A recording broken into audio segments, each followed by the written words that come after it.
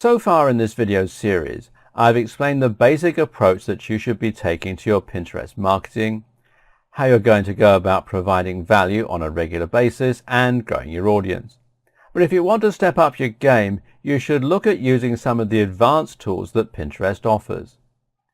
Compared to other social media sites, the amount of tools and support that Pinterest offers specifically for business and marketers is really quite staggering. So it's crucial that you start taking full advantage of this, and I'm going to explain how to do that in these next two videos.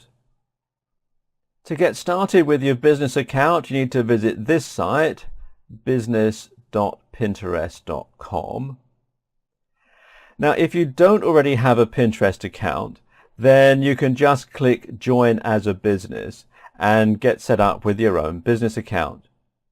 If you do already have a Pinterest account, then thankfully there is the option to Convert Now, which lets you change your current account into a business account. Now, this is completely free and takes a matter of seconds, so it's worth doing. Just click here where it says Convert Now. It opens up this pop-up window, and you just simply enter your business name. You select a business type from this drop-down, and then you put in your website, and then you agree to their business terms and privacy policy, and then click on Convert. So let me just pause the video while I do that. Okay, that's done, and then all I have to do is click here on Convert. And there we go, takes you through to this page. And now that's done, you can install a Pin It button easier to your page. You can get a Follow Me button to add to your website too, and you can set up your analytics. Now, using analytics is an incredibly good idea because it will allow you to see which of your articles and images are being shared on Pinterest and being interacted with.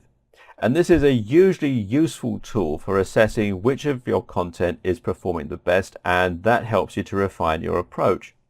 Maybe your memes are getting the most shares. Maybe shorter articles perform better. Looking at these metrics lets you know. This is a very powerful feature that a lot of other social sites just can't come close to. What you do is you click here on the button that says Get Website Analytics, and then you copy and paste this bit of code here into the head section of your website's index page. And that's really all there is to it. We discussed the use of rich article pins in an earlier video, but in fact there are actually 6 types of rich pins. These include app, movie, recipe, article, product, and place. That means you can provide additional information about your pin and set up your site so that when someone shares your pin, the additional information will be there automatically. Go to this link, developers.pinterest.com/docs/rich-pins/overview/, and it's important that you have this last /, otherwise you won't get to this site. And come to this page and apply for rich pins via the validator.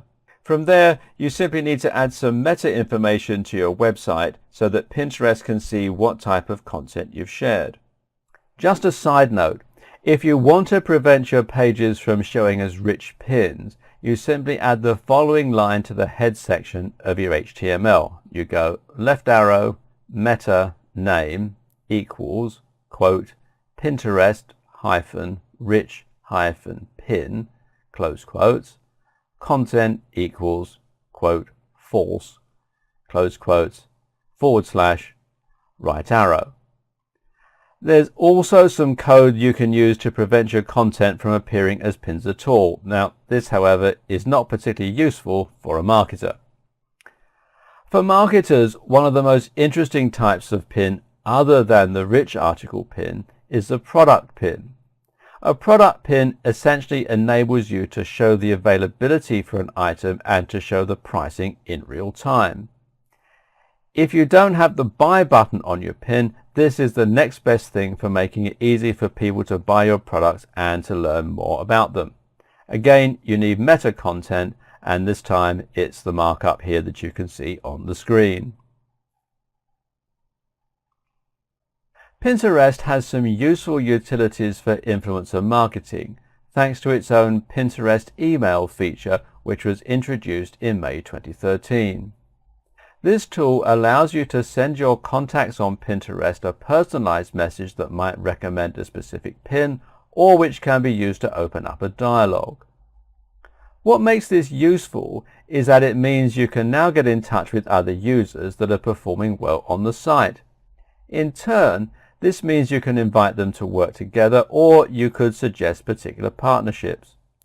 This can be beneficial for both brands, and if you gradually approach more and more highly influential users, you can progress up the ladder to increase your reach.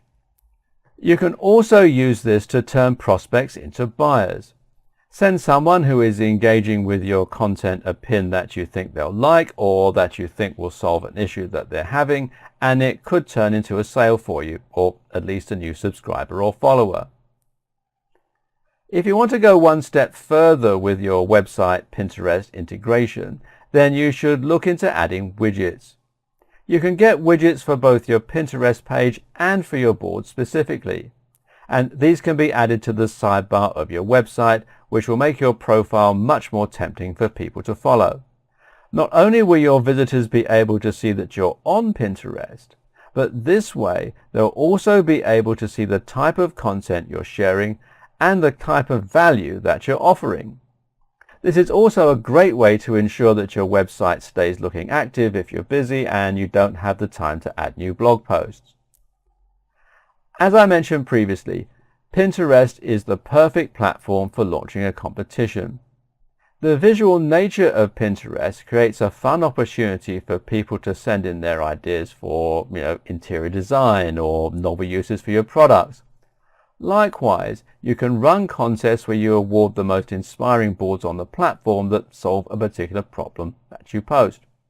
Either way, this is a great way to get more people engaging with your brand, which in turn can also lead to more of your pins getting shared throughout social networks.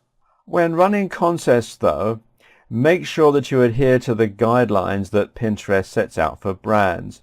And you can find these here, business.pinterest.com/en/brand-guidelines. And we'll continue this video in part 2.